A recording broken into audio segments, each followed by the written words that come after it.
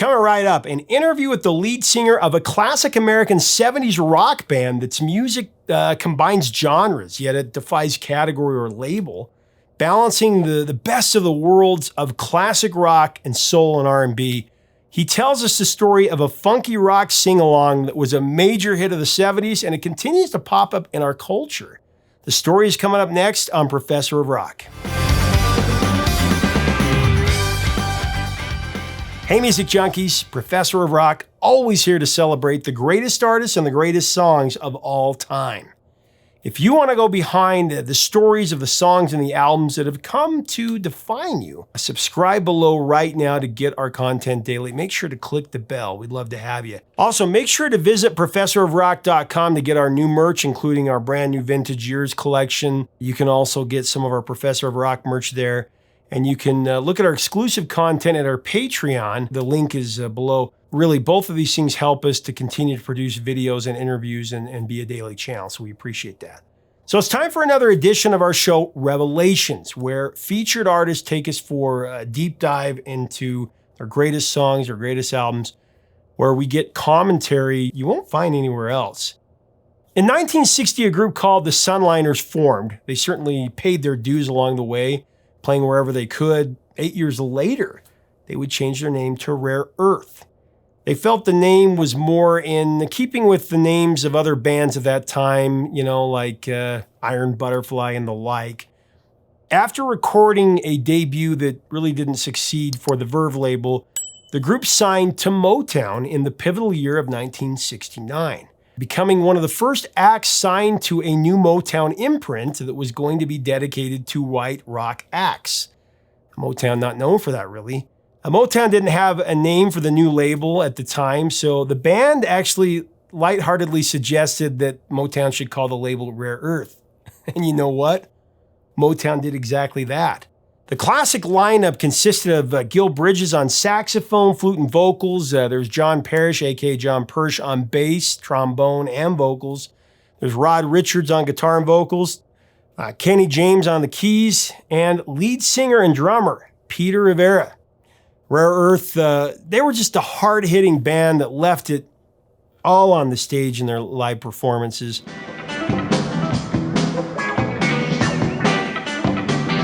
I mean, these guys had numerous hits throughout the 70s. They had, I believe, 6 top 40 hits. 3 of them went all the way to the top 10. Today, we're going to go behind their most well-known song, a true 70s classic, I Just Want to Celebrate. I just want to celebrate another day of living. So I had the chance to interview Pete Rivera, who was the singer and drummer in that 70s lineup.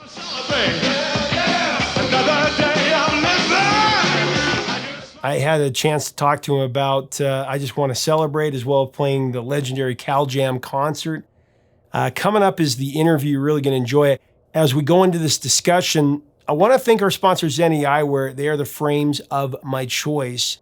One of the best benefits that I've received from wearing Zenni's for, almost a year and a half now, it's their Blue Blocks feature. I mean, I used to get headaches all the time right here, staring at computer screens.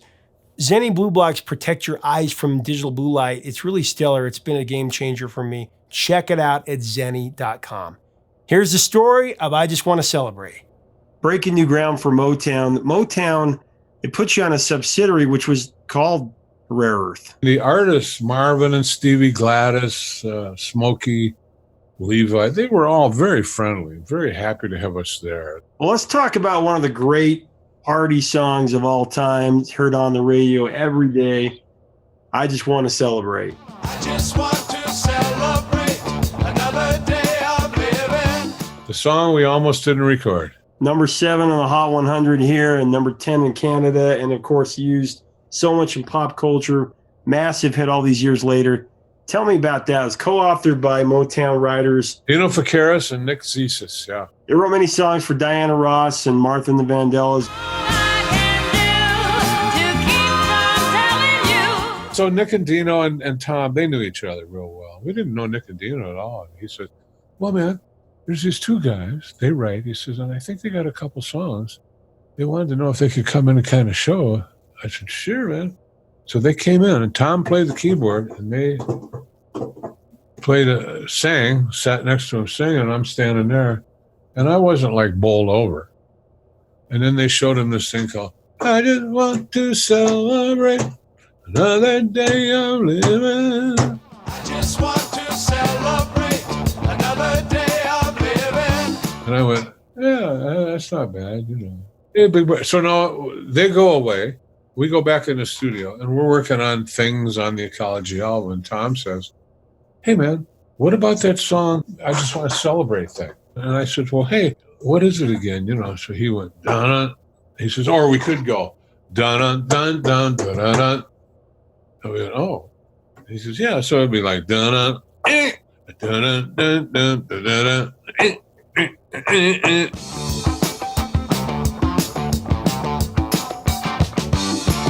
And we, oh, that's not bad. So I jump on the drums.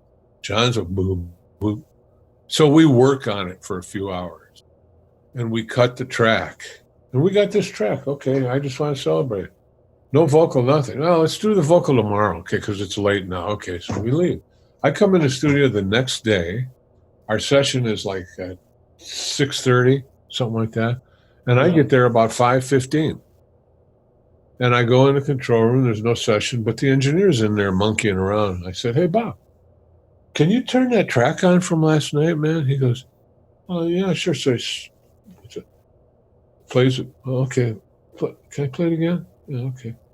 Hey, Bob, can I get a mic? I just want to kind of do some idea scatting.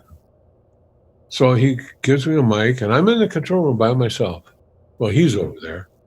But I'm singing, I just want to sell. You know, I'm singing it. Put my faith in the people. Put my faith in the people, but the people let me down. 6:30 session, but Tom comes in about 6.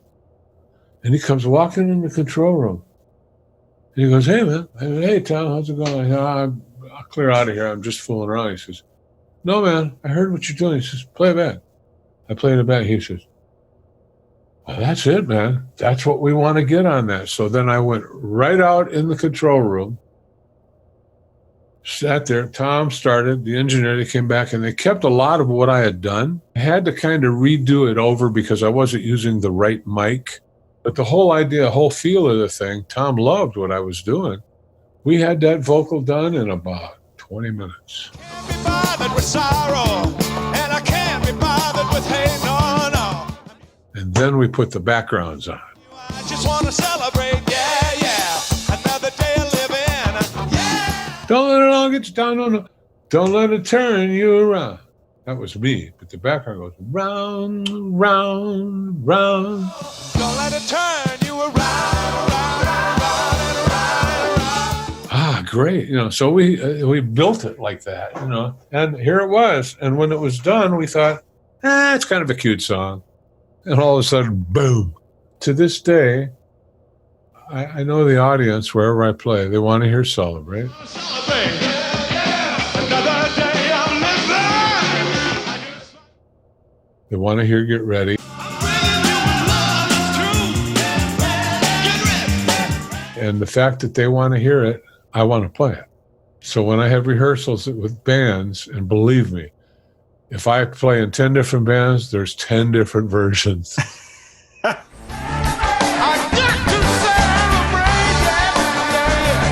just want to celebrate. I was so rock and so funky. That's a good one. And I love the background vocals and the guitar parts. When we played the track, Ray on guitar was going, you know, mainly dun dun dun dun dun dun dun.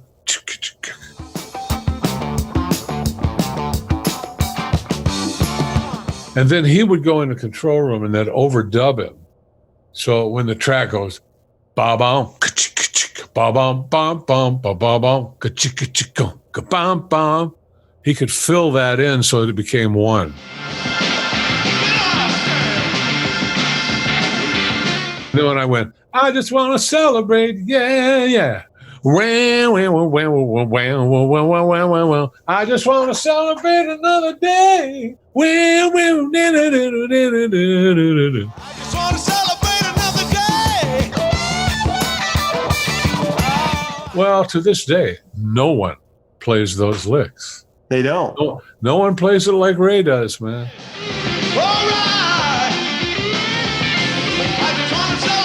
Ray is the greatest guitar player. I tell you something. My favorite solo of all time was a song of mine called The Seed. The seed is in bloom. Will it meet an early doom or survive? And Ray did this solo. Oh, man. He could play that guitar.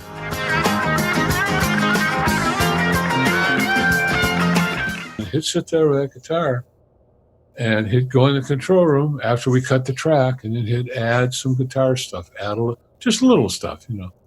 And it all became a great guitar part. Well, I can't be bothered with sorrow. All those background vocals, that's what separated you guys. We had to work a lot on that kind of stuff because we really didn't know a lot about group singing, harmony parts.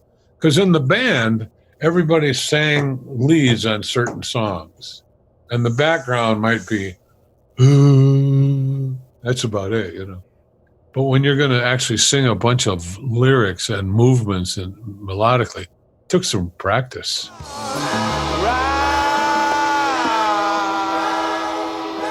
Backgrounds for one song could take 6-7 hours, man.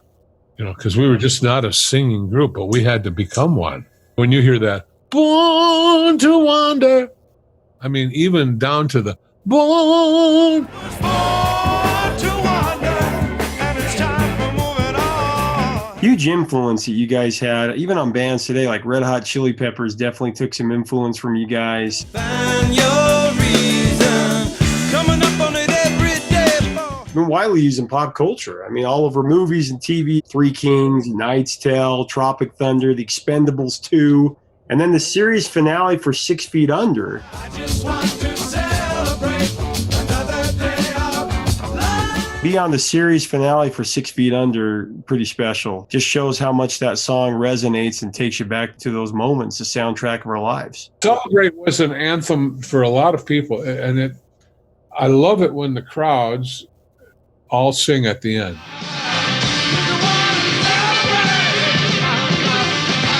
Let's talk about Cal Jam in 1974, because that was one of the first half a dozen big music festivals with a sea of people. I mean, there was 250 to 300,000 people that attended, depending on who you talk to. And like a lot of other big rock festivals, Cal Jam was actually profitable because a lot of these early ones were not.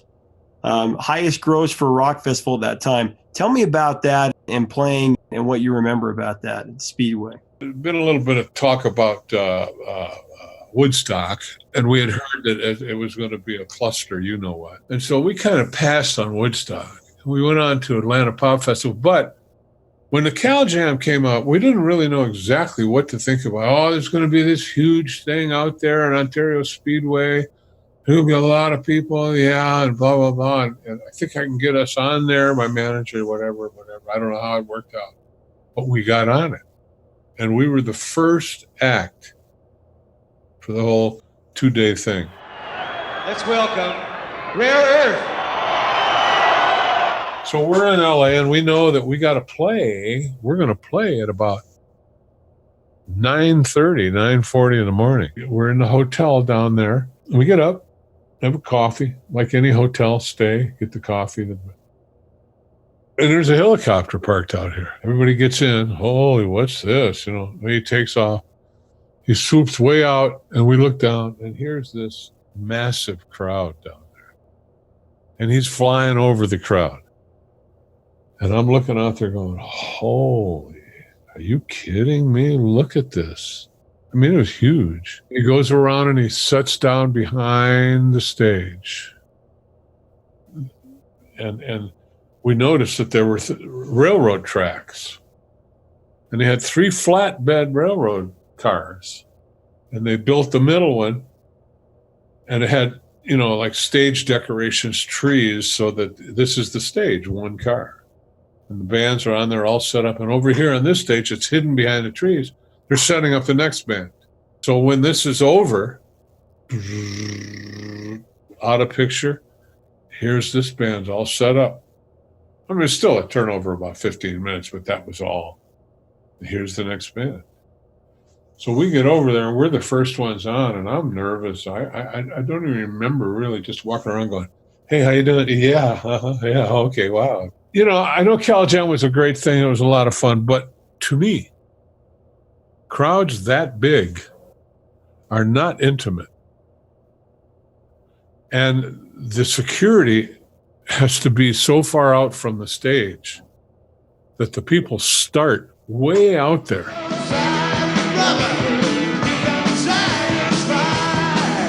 They're out there, and you go, and while you're playing, thinking that you're reaching everybody, they're talking to each other, they're throwing a frisbee. So it's not really my preferred audience type.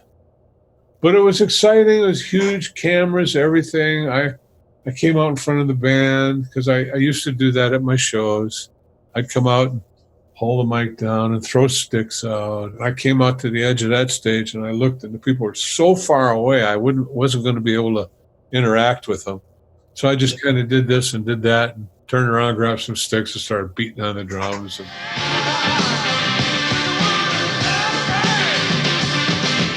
And that's all videotaped. I've seen it 100 times. And I look at it and I go, holy cow. I've got a picture of it right on stage, right on my wall up there, of a shot of the stage with the rainbow, the speakers. It was a great day. We were the first band. After we finished, helicopter back to the hotel, got in the cars and drove home. It was like, as we were driving back down the freeway, you realize that there's 300,000 people right back there. You know? So make sure to leave us a comment about this classic rock song from the 70s. What are your memories of this hard-hitting song? I've always really enjoyed this song. What are your memories of the year that it came out, 1971, one of the greatest ever? Make sure to let us know in the comments. If you like this content, we do invite you to be a full-time part of our channel.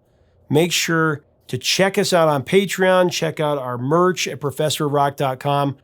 Again, help us just keep the music alive. That's what the goal has always been and will always be. Until next time, 3 chords and the truth, my friends. We will talk to you very soon.